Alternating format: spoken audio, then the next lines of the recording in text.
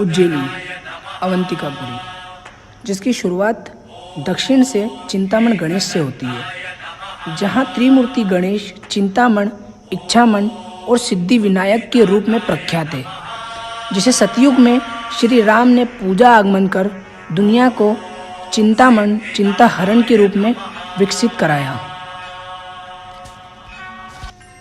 Ujjaini the city of God.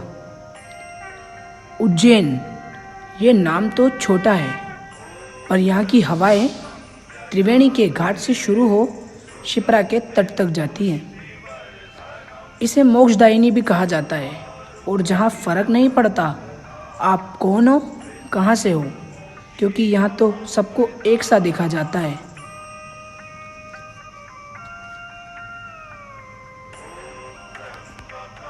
अब बात उनकी करते हैं जिनके कारण उज्जैनी प्रख्यात है और जिनके नाम से उज्जैनी लोकप्रिय और विश्वसनीय स्थल है। तो अब बात करते हैं महाकाल की। महाकाल की नगरी उज्जैन, जहाँ हर 12 सालों में सिंहस्थ माँ शिप्रा के पावन तट पर भराता है, जहाँ भक्त कोसों दूर से आकर महाकाल को सर नमाता है। यहाँ काल का भय किसी को नहीं, यहाँ काल का भय किसी को नहीं, क्योंकि जो काल के सर पर बैठकर राज किया करते हैं, यहाँ तो उन महाकाल को पूजा जाता है।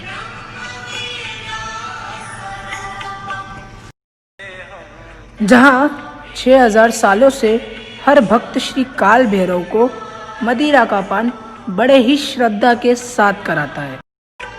महाकाल के ये भक्त बड़े निराले हैं, उनकी दिनचर्या भी उसी तरह निराली है। यहाँ के दिन की शुरुआत भस्मा आरती से होती है,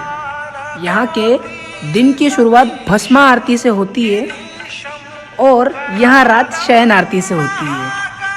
यहाँ लोगों का आगमन तो हाय हलो के साथ होता है, और यहाँ से जाते समय बस 3 शब्दों का उनके मुंह पर नाम होता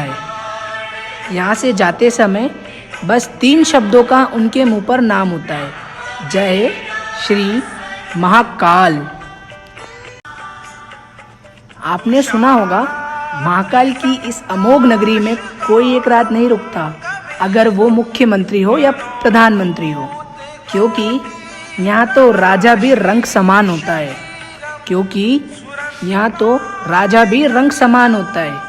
क्योंकि यहाँ राज सिर्फ महाकाल का होता है।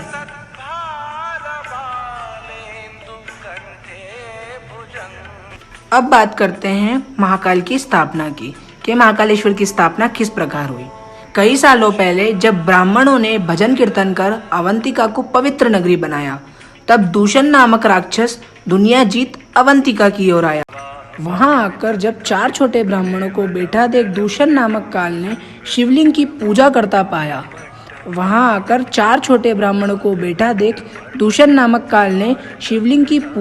पाया, तब उसने उन ब्राह्मणों पर अपना शस्त्र चलाया। जब उन ब्राह्मणों ने काल को अपनी ओर आता देख महादेव में ध्यान लगाया, ये सब देख दूषण नामक उस काल को और अधिक क्रोध आया।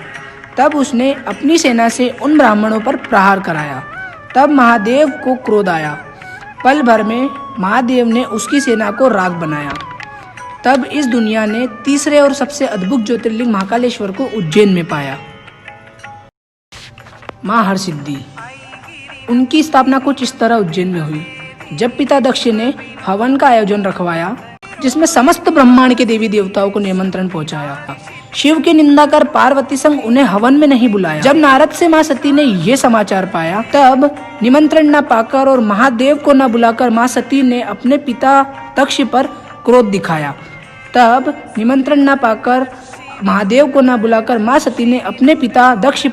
दिखाया।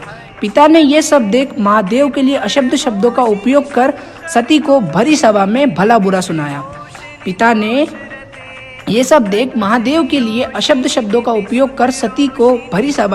बुरा सुनाया। तब सती ने क्रोध में आकर हवन अग्नि को अपने क्रोध को शांत करने का स्रोत बनाया। जैसे ही यह समाचार महादेव ने पाया, अपनी भुजंग जटा का एक हिस्सा पृथ्वी पर गिराकर वीरभद्र को बुलाया।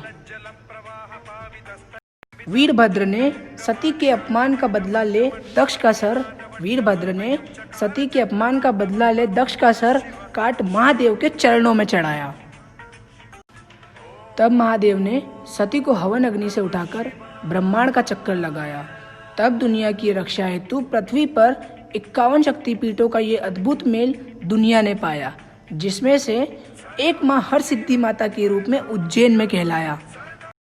उज्जैनी शुरुआत से ही तो सबसे अलग और खास रही है, जहाँ श्री कृष्ण ने अपने चरण कमलों से इस पावन नगरी को और सुंदर बनाया, जो पूरे संसार को छोड़ श्री कृष्ण ने शिक्षा का अमोघ रत्न श्री सांदीपनि जी से उज्जैन आकर पाया।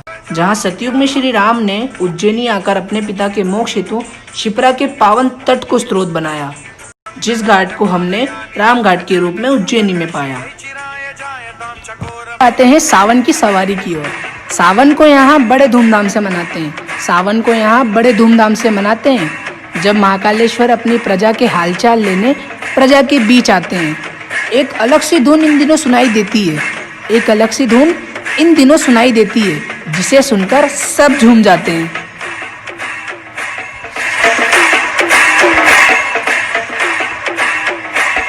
वैसे तो इस नगरी में भगवान के रूप अनेक हैं, तभी इसे 64 करोड़ देवी देवताओं का नगर माना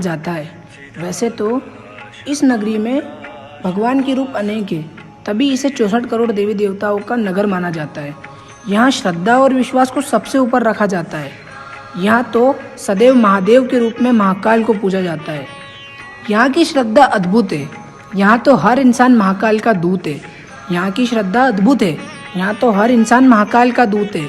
हर मंगलवार को यहाँ मंगलनाथ का कीर्तन है, तो कहीं गेबी साहब का पूरे तन मन धन से पूजन है। हर मंगलवार को यहाँ मंगलनाथ का कीर्तन है, तो कहीं गेबी साहब का तन मन धन से पूजन है। हर मंगलवार को यहाँ असंख्य भीड़ होती है, जब शिप्रा के तट पर अंगारेश्वर की पूजा होती है। उज्जैन ये नगरी निराली है, जहाँ कोई हरसिद्धि को शीश नमाता है, तो कोई गेबी साहब को दीपक लगाता है, तो कोई अंगारेश्वर को सिंदूर चढ़ाता है। ये शब्द नहीं, सच्चाई है। यूँ तो यहाँ कोई बड़ा रोजगार नहीं है, पर महाकाल की इस नगरी में कोई बेरोजगार भी नहीं है। अब ये आखिरी शब्द उज्जैन वासियों की तरफ से और मेरी तरफ से, ये बिल्कुल सच बात है कि यहाँ की आबादी यही कुछ लगभग 7 लाख है। चलो माना यहाँ लोग अनेक हैं, पर यहाँ पर सबकी एकता का कारण बस एक है, महाकाल।